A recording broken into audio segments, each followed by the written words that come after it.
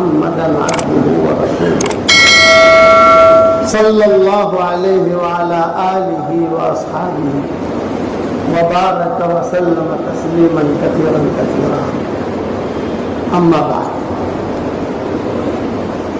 قال اللہ سبحانہ وتعالی لقد كان لكم في رسول الله أسوة حسنة صدق اللہ العظیم۔ آپ صلی اللہ علیہ وسلم کی سیرت سلسلہ وار چل رہی تھی۔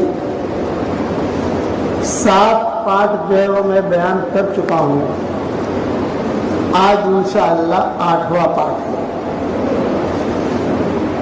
حضور صلی اللہ علیہ وسلم کی سیرت میں سب سے امتیازی جو شان ہے،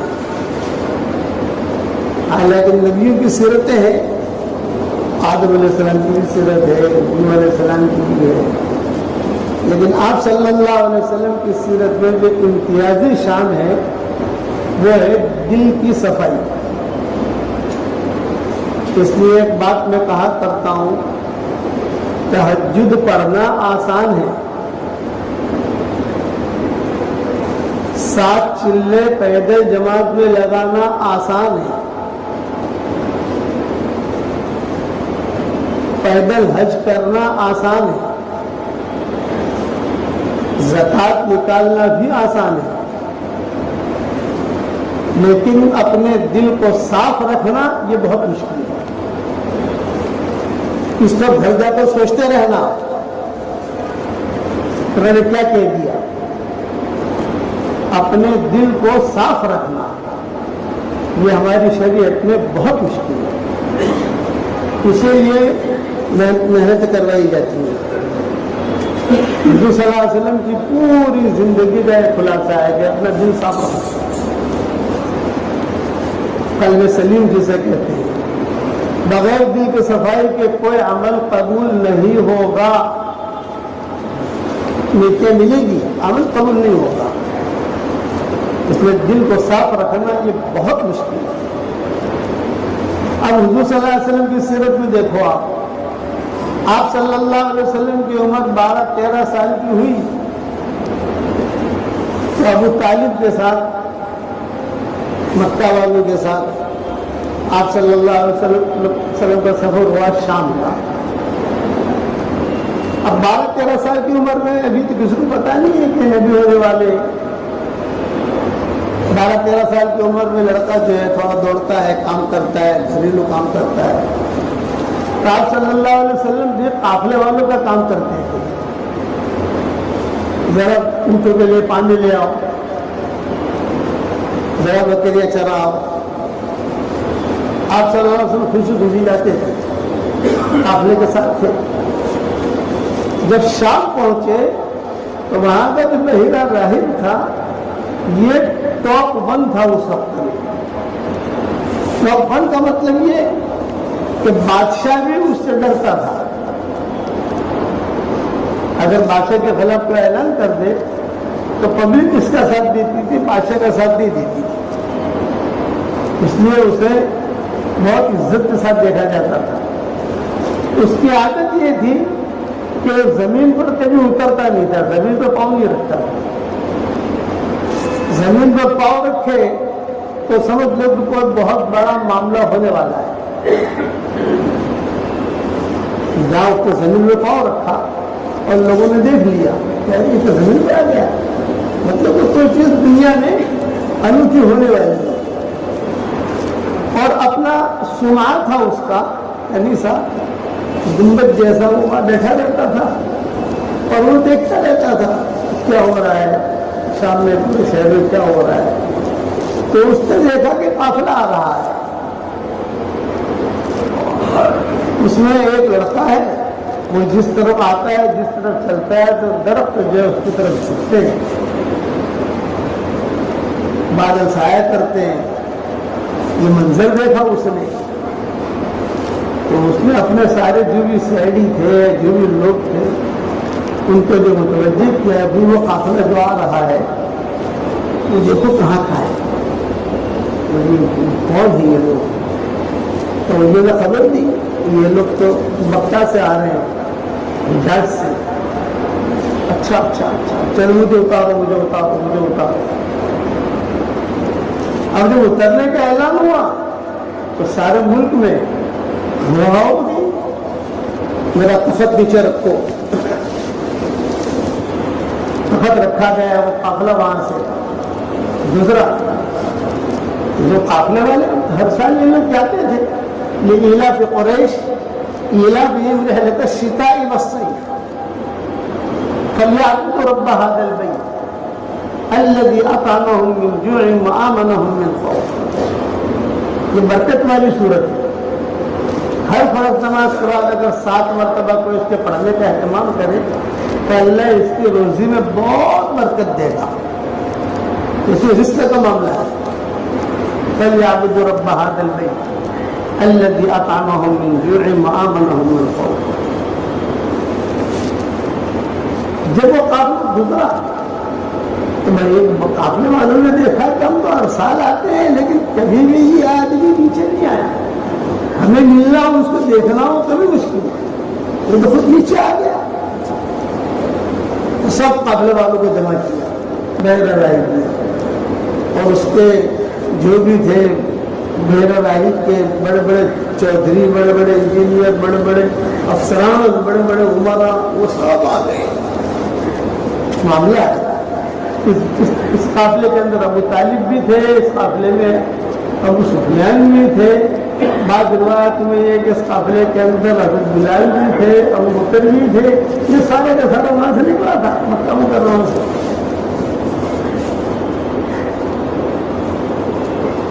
جب بیٹھا تو اس نے اپنا تخت پر بیٹھا اپنا سر پر جو تاج وغیرہ لگا کر اور بیٹھ کر کہا کہ بھی تمہارے قافلے کا امیر کون ہے رسپانسبل کون ہے. تو انہوں نے اشارہ کیا ابو طالب. یہی بڑے تھے ابو طالب. اور حضور صلی اللہ علیہ وسلم پیچھے بیٹھے ہوئے. یہ سب آگے بیٹھے ہوئے چودھری جو تھے وہ ابو لہب ابو جہل یہ سارے کے سارے جو تھے یہ چودھری شمار ہوتے تھے. اب سب خوش. آج بحیرہ نے بلایا ہم کو بحیرہ نے بلایا بحیرہ نے بلایا. تو بات میں بحیرہ نے پوچھا وہ لڑکا جو پیچھے بیٹھا ہے وہ کس کا ہے. انہوں نے مڑ کے دیکھا حضور صلی اللہ علیہ وسلم تھے. ابو طالب نے کہا میرا ہے. تو بحیرہ راہب نے کہا کذب کا انہوں نے جھوٹ کہا کہ تیرا نہیں ہے میرا ہے. ہماری کتابوں میں یہ لکھا ہے. بڑی بڑی کتابیں لائی گئی تورات انجیل کے ماہر تھے یہ لوگ. ایک ایک صفحہ الٹتا گیا اور کہتا گیا ہماری کتابوں میں یہ لکھا ہے آج کی تاریخ میں یہ لڑکا شام میں آئے گا اور اس کے باپ کا بھی انتقال ہو چکا ہوگا اس کی ماں کا بھی انتقال ہو چکا ہوگا دادا کا بھی انتقال ہو چکا ہوگا اور یہ اپنے چچا کے ساتھ آئے. تو جب بار بار ابو طالب کہتے رہے کہ میرا ہے تو ابو سفیان قریب بیٹھے ہوئے تھے. جانتے تھے ابو سفیان نے کہا ابو طالب یہ آپ کا لڑکا کہاں ہے. ہم تو مکے والے آپ کے بھائی کا ہے. بتاتا ہوں بادشاہ کے ساتھ یہ بحیرہ راہب کے سامنے کہ میرے بھائی کا ہے. ابو طالب بولے کہ ہاں میرا بھائی کا ہے. تو پھر بحیرہ راہب نے کہا سبق تھا تم نے سچ کہا. اب بحیرہ راہب جو ہے وہ سب سے ملاقاتیں جیسے بڑا آدمی تھا سب سے ملاقاتیں کی یہ کیا وہ کیا اور کہا کل اسی وقت میں میرے پاس آنا تم سب کی دعوت ہے. اب یہ قریش والے خوش ہو گئے مکہ والے. کبھی بھی اس نے نہیں پوچھا کبھی ایک زیتون کا دانہ نہیں دیا ہم کو. اس نے شام میں زیتون وہ بولتے اس نے کبھی ہمارے اکرام نہیں کیا لیکن اب دعوت. تو سارے کے سارے یہ جتنے تھے قافلے والے وہ سب بہت خوش ہو گئے بہت خوش. دوسرے دن آنے کا انتظار کرتے رہے کہ کب میٹنگ ہو کب میٹنگ ہو کب میٹنگ ہو. خیر اس کو جو ہے بحیرہ راہب کو تو اوپر لے گئے اس کے خادم.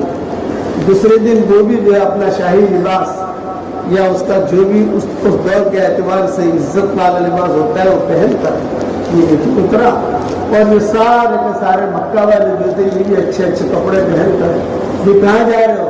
یہ تو بحیرہ راہب کیا دعوت ہے، دعوت کی تمہاری اس میں دعوت کی سب بیٹھے اور کھانا بھی لگا نہیں۔ تو اس وقت میں جو کھانا لگانے کی ترتیب ہوتی تھی، بڑے بڑے درخت کے بڑے بڑے پتے ہوتے تھے، ان پتوں کے اوپر کھانا رکھ دیتے تھے، اور جو میزبان ہوتا تھا وہ بیٹھا بیٹھا دیکھتا رہتا تھا کبھی برابر ہے کہ نہیں برابر کھا رہے نہیں کھا رہے۔ سب آ گئے، دسترخوان کو اس دور کے اعتبار سے لگ گیا، سارے کے سارے بیٹھ بھی گئے، لیکن کھانا نہیں آ رہا ہے اور گرمی تیز ہو رہی ہے۔ تو بحیرہ راہب سے بات کرنے کی کسی کی ہمت نہیں، لیکن جو دوسرے اس کے خادم جو ان سے کہا کہ کھانا کا کھانا، بحیرہ راہب نے دیکھ لیا تو بحیرہ راہب نے کہا جو وہ لڑکا ہے جو جس کے بارے میں کل بات ہوئی تھی کس کا لڑکا ہے تو یہ لڑکا کہاں ہے؟ تو ان سب نے کہا ہم نے اسے کسی کام سے بھیجا ہے، حضور صلی اللہ علیہ وسلم کو کام سے بھیجا، اور کیا کام تھا کہ ان لوگوں نے یہ کہا حضور صلی اللہ علیہ وسلم سے، مکہ والوں نے، تو محمد دیکھو ہماری دعوت ہے، اب دعوت تو تمہاری بھی ہے لیکن ہم تو بڑے لوگ ہیں، اس لیے جو ہے ہماری دعوت کا شاندار اعتبار شروع کرنا تک تم جو ہے کہ وہ کیلے وغیرہ چلانے کے لیے چلے جاؤ، نیتوں کو پانی وغیرہ پلا لو، اور ہم تمہارے لیے کھانا اپنی آستینوں میں لے کے آئیں گے، ان کی آستینیں بڑی بڑی ہوتی ہیں، جو بھی ہوگا آپ کے لیے لے کے آئیں گے، فکر مت کرنا۔ حضور صلی اللہ علیہ وسلم صاحب نہیں کہتے، حضور صلی اللہ علیہ وسلم چلے گئے۔ تو بحیرہ راہب کا کوئی لڑکا کہاں ہے؟ ان سب نے کہا ہم نے اسے بکریاں چرانے یا اونٹوں کو پانی پلانے کے لیے بھیجا ہے۔ تو بحیرہ راہب نے کہا اس لڑکے کے برکت سے میں نے تمہاری دعوت کی، تم نے کوئی کمال نہیں ہے، تم تو سب آتے ہو، وہ لڑکے کی تو پھر تمہاری دعوت کی ہے، جو اس کو بلاؤ، جب تک وہ آئے گا نہیں تب تک کیا کھانا شروع نہیں ہوگا۔ دعوت میں زیتون کے دانے تھے، زیتون کا تیل تھا، کھجوریں تھی، اس قسم کی چیزیں تھی، لیکن اس نے اپنے شاہی انداز سے دعوت کی، شاہی انداز سے۔ تو شاہی لوگوں کا انداز الگ ہوتا ہے، غریب لوگوں کا انداز الگ ہوتا ہے۔ حضور صلی اللہ علیہ وسلم کو بلانے کے لیے بھیجا، آپ صلی اللہ علیہ وسلم جو ہے وہ کوئی بکری جیسے بھاگ جاتی ہے تو آدمی پیچھے بھاگتا ہے پکڑنے کے لیے، تو کوئی ایک دو بکری آگے پیچھے ہو رہی تھی تو حضور صلی اللہ علیہ وسلم بھاگ رہے ہیں اس کو پکڑنے کے لیے۔ میں نے آ کر کہا کہ محمد چلو آپ کو بلایا، وہاں پانی شام کے اندر نہریں بہت ہیں شام میں، اور میرا سفر بھی ہوا ہے، اور اب انشاءاللہ رمضان بعد ہمارا سفر پھر ہو رہا ہے شام کا، تو شام کھل گیا ماشاءاللہ۔ 10 دن ہم نے شام کے دیے اور 10 دن ترکی کے بارڈر ہے، دونوں جگہ جو ہے مدرسے کھل گئے ماشاءاللہ، کام بھی شروع ہو گیا۔ تو وہ پانی سے جلدی منہ وغیرہ صاف کر کے تھوڑے کپڑے وپڑے ٹھیک ٹھاک کر کے حضور صلی اللہ علیہ وسلم پہنچ گئے۔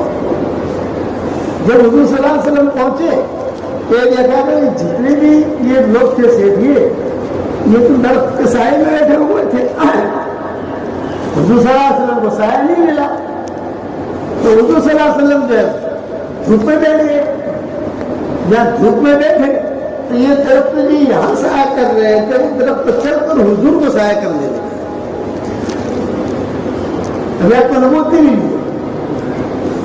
تو بحیرہ راہب نے کہا کہ دیکھو یہ لڑکا جو ہے یہ بہت بڑا لڑکا ہے جو یہاں آیا ہے اور بہت بڑا نبی ہونے والا ہے، دیکھو تم سب جس درخت کے لیے تم بیٹھے تھے وہی درخت نہیں گئے، وہاں جا کے سایہ کرنا شروع کر دیا، اور میں بلاتا ہوں دیکھو محمد آ گیا، چلا جو حضور صلی اللہ علیہ وسلم آ گیا ہے، اب آگے میں وہ درخت میں چڑھ کر سایہ کرنے لگے۔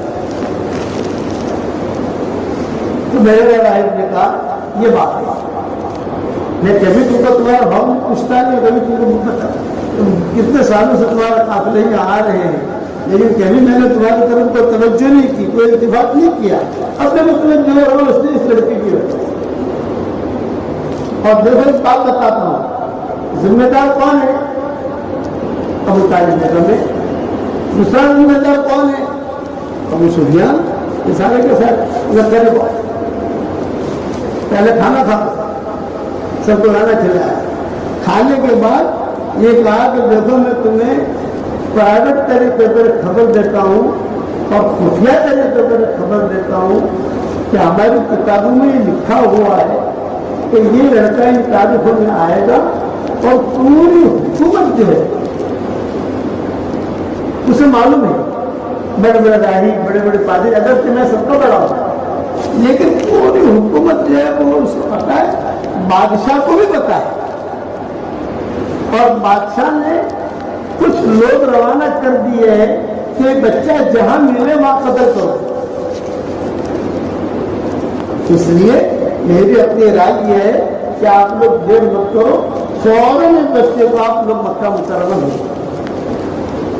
اب اتنا دور سے آئے ہیں, بغیر دھندے کے بھیجنا, بغیر دھندے کے جانا, خرچہ ہوا ہے آنے کا, محنت لگی ہے.